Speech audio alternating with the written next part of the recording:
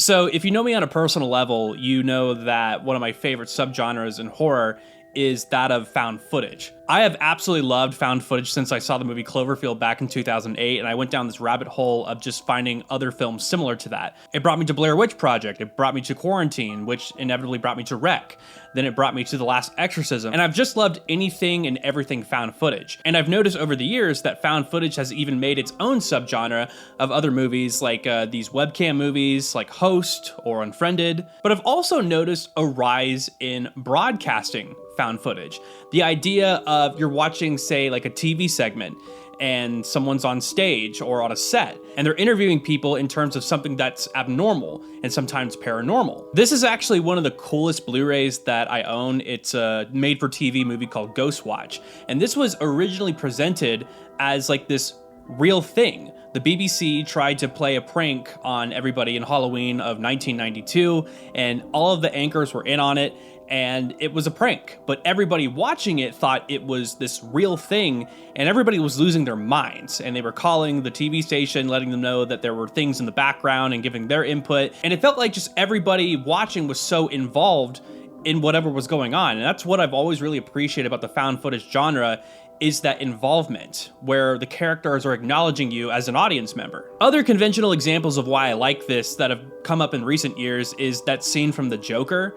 It feels like you're actually watching a talk show segment, and as the interview progresses, you start to realize, oh, this is gonna turn into something else beyond the conventional ways of like an interview on a talk show. So when I saw the trailer for a new movie called Late Night with the Devil, where the idea of the movie was it was entirely a talk show, I was so hooked, and I've been waiting for this movie to come out for months. I finally saw it last night, and I'm so happy to talk about it. So Late Night with the Devil is about a TV talk show host played by David Dastmalchian, and he is trying to boost his ratings in 1977. He's trying to get his show to #1 on the listing so he could potentially beat Johnny Carson. And on Halloween night, he gets the idea of interviewing significant people in the paranormal. And one of the people that he decides to interview on his show is a young girl who escapes a satanic cult, and she's believed that she has a demonic spirit inside her. And as they continue to talk, he gets the idea to use this girl to commune with the potential demon that's inside her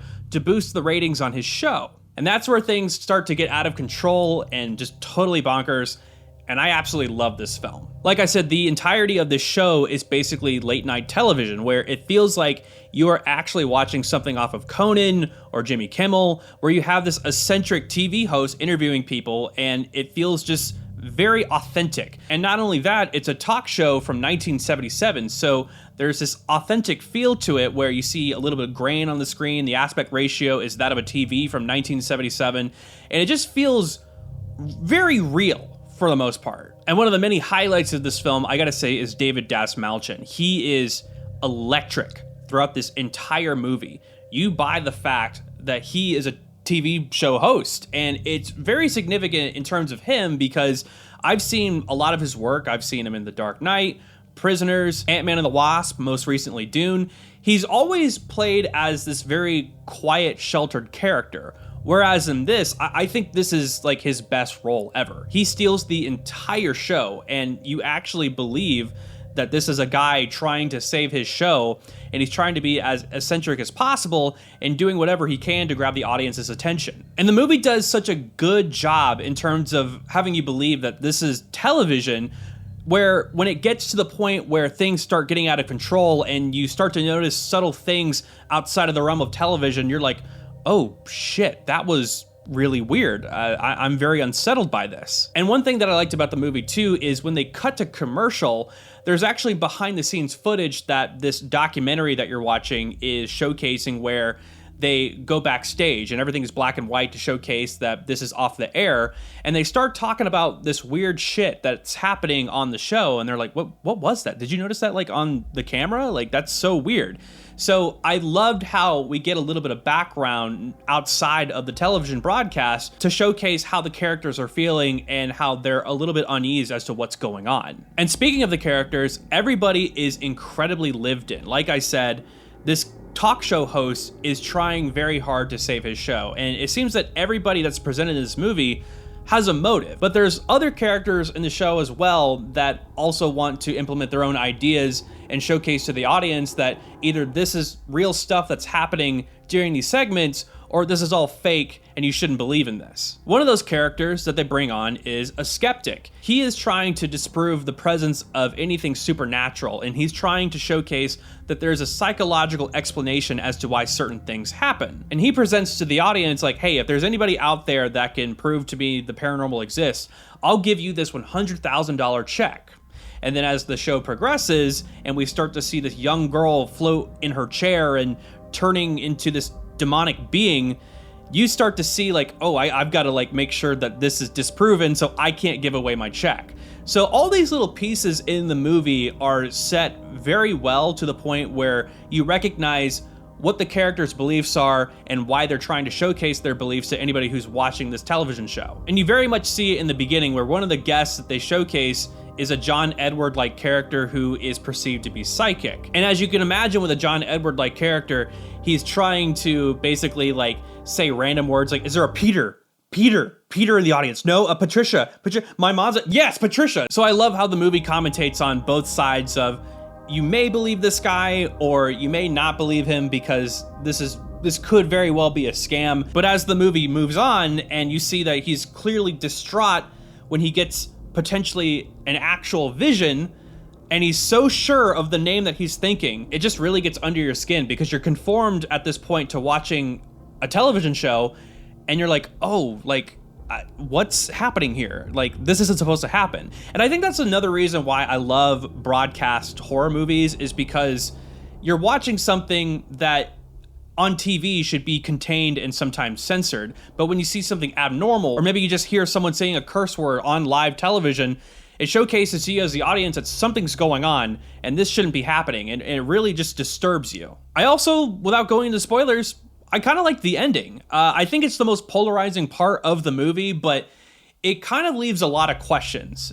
I think I know what the movie was trying to tell me. There's been a lot of speculation on Reddit as to the meaning of the movie, but if I'm right, and if other people are right, I love the message of this movie. The one thing I also want to bring up in terms of this movie is something that was brought up on TikTok after the movie's release. The directors admitted that they used AI for certain images in the movie. So when they cut to commercial, there are these graphics that showcase these Halloween-like pictures to showcase "we'll be right back" or "on to our sponsors" and stuff like that. And apparently these pictures are AI. And there's been a lot of speculation as to, why did you use AI? Why didn't you just hire an artist? These are very simple pictures. I don't know what the limitations were of these directors. Could they have hired an artist? Sure. I definitely think so. I'm all in support of hiring out freelancers and people in the industry, especially when you're doing something as creative as this. And it is kind of sad that they utilized AI to create like this 70s vibe. I think this is just one of those things that we have to acknowledge, that AI is a tool and it's easy to use. And do I think that everybody should be utilizing it? No, I don't think so. And I think that's another topic for another day. I think there are some usage of AI that should be limited to the most part. There definitely, I think, needs to be laws in terms of using it in the creative industry. I prefer that they definitely would have used an artist for this. Now, the best thing that I can hope for is hopefully they paid the person that clicked the buttons to make these images, and they didn't just do it themselves and they didn't have to pay anybody at all. I'm hoping that someone at least got paid for making these images, but I don't know. I wasn't there. It's not my call. That's the one thing about the movie that I didn't necessarily like, but in terms of the movie itself and how it's presented in the plot and the story, absolutely amazing. I think so far this is my favorite horror movie of the year. So yeah, guys, that was my review of Late Night with the Devil. Comment down below if you've seen this movie, like this video, share it, and please subscribe to my channel. Thank you guys so much for supporting me over the past 2 months since I've gotten back on YouTube. I've really appreciated just the subs and everything, and I'm just looking forward to making more videos. So stay tuned for more stuff. Thank you guys so much. I'm Corporate Stucky, and thank you for watching.